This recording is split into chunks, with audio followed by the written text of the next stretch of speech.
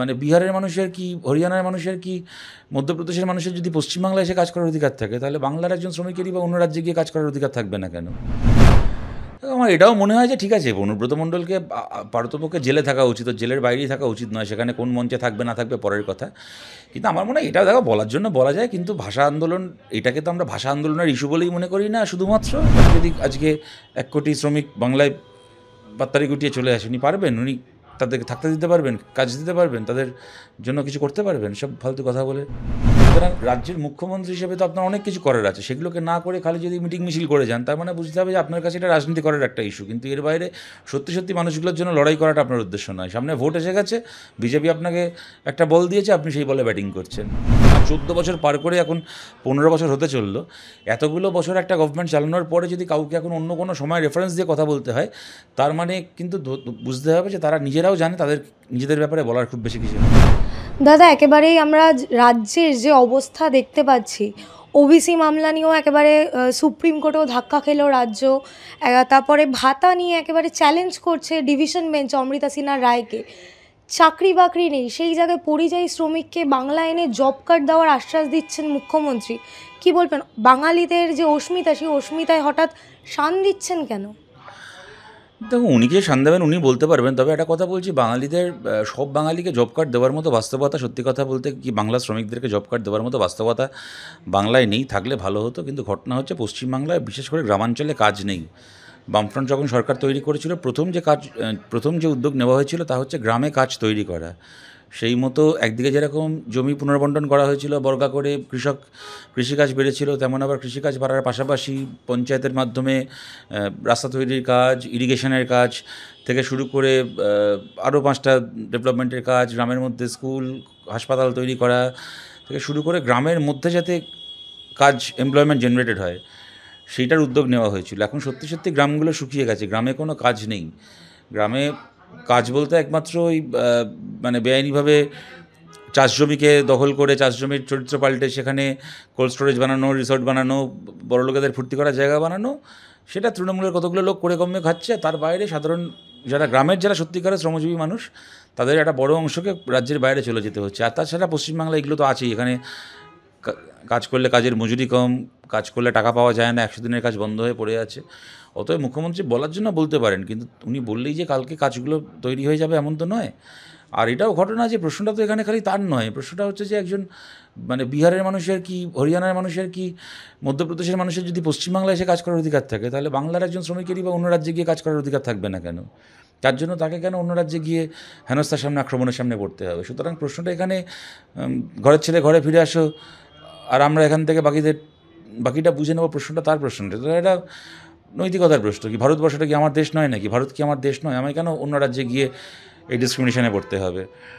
সুতরাং আমার মনে হয় যে এই লড়াইটা অনেক বড় একটা রাজনৈতিক লড়াই। সেটাকে এরম কথা বলে খেলো না করলেই, উনি তো অনেক দিন ধরে বলে আসছেন যে আমরা পশ্চিমবাংলায় 100 দিনের কাজ সরকারকে দিতে হবে না, আমরা রাজ্য সরকার থেকে 100 দিনের কাজ চালু করবো ইত্যাদি। তো করতে পেরেছেন কি এতদিনে? করতে তো পারেননি। তাহলে এগুলো কথাগুলো বলে লাভটা কী আছে?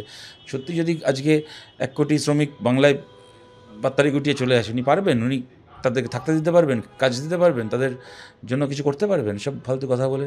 মনে করি যে এটা এখানে ভাষার শুধুমাত্র এখানে ব্যাপার না এটা। এর মধ্যে একটা ঘটনা হচ্ছে যে আপনি মিটিং মিছিল সব কিছু করতে পারেন, কিন্তু কথাটা হচ্ছে আপনাকে রাজ্যের মুখ্যমন্ত্রী হিসেবে আপনাকে তো অ্যাডমিনিস্ট্রেটিভ স্তরে কিছু ব্যবস্থা নিতে হবে। আপনি এই যে বিভিন্ন রাজ্যে যেরকম হচ্ছে, আপনি কি কোনো রাজ্যে সেখানকার রাজ্য সরকারের সাথে ফর্মালি কথা বলেছেন, টেক আপ করেছেন যে কেন আমার রাজ্যের শ্রমিককে আপনার রাজ্যে আক্রান্ত হতে হলো, কেন তাকে বিনা দোষে ডিটেনশন ক্যাম্পে পাঠিয়ে দেওয়া হলো, পুশব্যাক করা হলো? কেন্দ্রের সরকারের সঙ্গে এটাকে টেক আপ করেছেন? এই যে রাষ্ট্রপতি আসছেন পশ্চিমবাংলাতে, রাষ্ট্রপতির কাছে উনি এটাকে নিয়ে অভিযোগ করবেন? প্রধানমন্ত্রীর কাছে এটাকে রেজ করেছেন? দিল্লিতে বাংলা সরকারের পক্ষ থেকে যে রেসিডেন্ট কমিশনার আছে, তারা কি কেন্দ্রের শ্রমমন্ত্রক এটাকে নিয়ে বা স্বরাষ্ট্রমন্ত্রকে দরবার করেছে? সুতরাং রাজ্যের মুখ্যমন্ত্রী হিসেবে তো আপনার অনেক কিছু করার আছে, সেগুলোকে না করে খালি যদি মিটিং মিছিল করে যান, তার মানে বুঝতে হবে যে আপনার কাছে এটা রাজনীতি করার একটা ইস্যু। কিন্তু এর বাইরে সত্যি সত্যি মানুষগুলোর জন্য লড়াই করাটা আপনার উদ্দেশ্য নয়। সামনে ভোট এসে গেছে, বিজেপি আপনাকে একটা বল দিয়েছে, আপনি সেই বলে ব্যাটিং করছেন। আমার এটাও মনে হয় যে ঠিক আছে, অনুব্রত মণ্ডলকে পারতপক্ষে জেলে থাকা উচিত, ওর জেলের বাইরেই থাকা উচিত নয়, সেখানে কোন মঞ্চে থাকবে না থাকবে পরের কথা। কিন্তু আমার মনে হয় এটা দেখো বলার জন্য বলা যায়, কিন্তু ভাষা আন্দোলন এটাকে তো আমরা ভাষা আন্দোলনের ইস্যু বলেই মনে করি না শুধুমাত্র, কারণ এটা একটা অনেক বড় একটা শ্রেণী আন্দোলনের ইস্যু। কারণ এটা তো ঘটনা যে অন্যান্য রাজ্যে যে মানে মূলত গরিব বাঙালি শ্রমিকের ওপরই আক্রমণ হচ্ছে, যারা একটু উচ্চবিত্ত উচ্চ মধ্যবিত্ত তাদের হবে আজ নাও কাল আক্রমণ হবে, কিন্তু এখনও অব্দি তো শুরু হয়নি। সুতরাং এটা তো মানে মূলত সেই দিক থেকে। আর এই দেখো অনুব্রতর মুখের ভাষা খারাপ, আর এখানে বাংলা ভাষাকে নিয়ে করা হচ্ছে, এর মধ্যে এগুলো চটুল কথা বলা যায়, কিন্তু আমি ওগুলোর মধ্যে এখন ঢুকতে চাই না। আমার এই চটুলতার থেকে অনেক গুরুত্বপূর্ণ ইস্যু বলে এটাকে আমার মনে হয়। দাদা একেবারেই শেষ প্রশ্ন, রাজ্যের অবস্থা ঠিক কোন জায়গায় দাঁড়িয়েছে? কারণ কি বারংবার বলা হয় যে বাম আমল নাকি রাজ্যের জন্য কিছু করতে পারেনি, বাম আমলে রাজ্যের অবস্থা খারাপের দিকে চলে গেছে, বারংবার রাজ্য সরকারের পক্ষ থেকে বলা হয়। এখন তো তৃণমূল আমল, 11 বছর ধরে তারা রাজত্ব করছেন, শিক্ষা নেই, চাকরি নেই, দুর্নীতি, কি বলবেন? যেটা প্রশ্ন তুমি যেটা করলে ওইটাই দেখো, বামফ্রন্ট সরকারের সময় কী হয়েছিল না হয়েছিল, কী হয়নি, এগুলো সব ইতিহাসে লেখা রয়েছে, এগুলোকে নিয়ে ঘন্টার পর ঘন্টা আলোচনা করা যায়। কিন্তু এইটা ঘটনা 14 বছর সরকার চালানোরটা কম সময় নয়। 14 বছর সরকার চালানোর পরে অন্য কোনো আমল নিয়ে যদি কেউ বেশি কথা বলে, তার মানে বুঝতে হবে যে তার নিজের আমল নিয়ে তার বলার কিছু নেই। 14 বছরের জন্য গভর্নমেন্ট কিন্তু সবাই ফর্ম করতে পারে না। 5 বছরের জন্য গভর্নমেন্টে আসে, তারপরে সেই 5 বছরে তারা অনেক ভালো ভালো কাজ করে চলে যায়, এরকম অনেক উদাহরণ আছে আমাদের দেশে। সেখানে টানা 14 বছর পার করে এখন 15 বছর হতে চললো। এতগুলো বছর একটা গভর্নমেন্ট চালানোর পরে যদি কাউকে এখন অন্য কোনো সময় রেফারেন্স দিয়ে কথা বলতে হয়, তার মানে কিন্তু বুঝতে হবে যে তারা নিজেরাও জানে তাদের নিজেদের ব্যাপারে বলার খুব বেশি কিছু নেই। সে উনি বলতে পারবেন ভয় পাচ্ছেন কি না পাচ্ছেন, তবে আমার মনে হয় আমলকে ভয় পাওয়ার প্রশ্ন না, ওনাদের জনগণকে ভয় পাওয়া দরকার। আর জনগণের এবার ওনাদেরকে একটু ভয় দেখানো দরকার, নাহলে একচেটিয়া ক্ষমতা একটা অকর্মণ্য দুর্নীতিগ্রস্ত সরকারকে প্রতিষ্ঠা করেছে আমাদের রাজ্যে।